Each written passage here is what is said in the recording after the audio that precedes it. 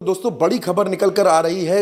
वक्फ संशोधन बिल जिसको लेकर तमाम तरीके की अटकलें लगाई जा रही थी कि यह बिल कब पेश होगा, लेकिन उल्टा चश्मा यूसी ने सबसे पहले आपको यह बता दिया था कि ईद के बाद ही यह बिल लाया जाएगा और हमारी इस खबर पर मुहर भी लगी। 2 अप्रैल वो तारीख है जब वक्फ संशोधन बिल लोकसभा में लाने की पूरी तैयारी हो चुकी है। यानी अब नीतीश कुमार और नायडू के पास सिर्फ और सिर्फ 24 घंटे का वक्त बाकी है।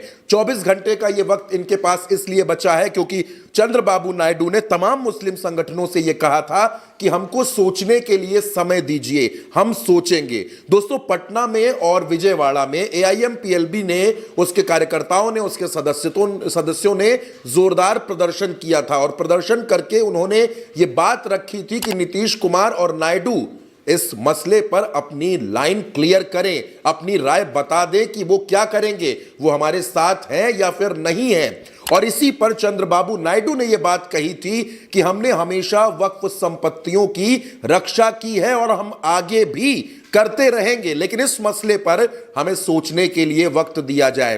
तो दूसरी तरफ नीतीश कुमार के जो तमाम मुस्लिम विधायक हैं, जो मंत्री हैं, जो पदाधिकारी हैं, उन्होंने भी नीतीश कुमार से कह दिया था कि आप अपना रुख साफ कर दीजिए और अगर आप इस बिल के साथ हैं तो हमें पार्टी छोड़ने पर विचार करना पड़ेगा।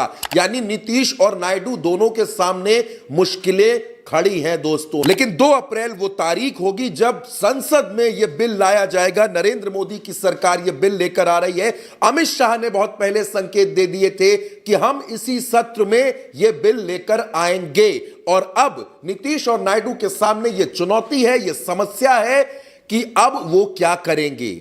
क्या वो दोनों इस बिल के पक्ष में नरेंद्र मोदी के साथ खड़े रहेंगे या फिर वो इस बिल के विरोध में जाते हैं। और अगर वो दोनों बिल के विरोध में जाते हैं तो नंबर घटता है।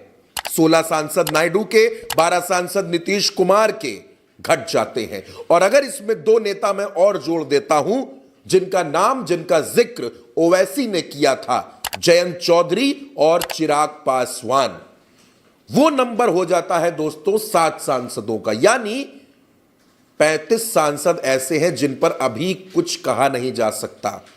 वो इस खेमे में रहेंगे या उस खेमे में रहेंगे, या फिर इस बिल के मसले पर नायडू और नीतीश की पार्टी में भी टूट हो सकती है। क्योंकि दोस्तों अब समय नहीं बचा है। अब समय को, घंटों को उंगलियों पर गिना जा सकता है। 2 अप्रैल की तारीख होगी और उससे पहले रुख साफ होना बेहद जरूरी है।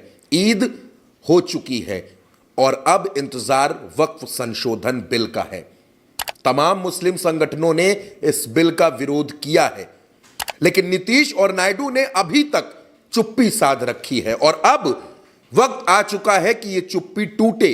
क्योंकि अगर यह खामोशी खत्म नहीं हुई तो नीतीश और नायडू के लिए आने वाला वक्त बेहद मुश्किल हो सकता है। और खास तौर पर नीतीश के लिए, क्योंकि बिहार में इसी साल विधानसभा चुनाव होना है। तो नीतीश कुमार और नायडू अब क्या करेंगे, इसके लिए इंतजार कीजिए दोस्तों। लेकिन 2 अप्रैल की तारीख, जिस दिन यह बिल पेश होने जा रहा है, और इसी दिन देश की सियासत में बहुत कुछ तय भी होगा।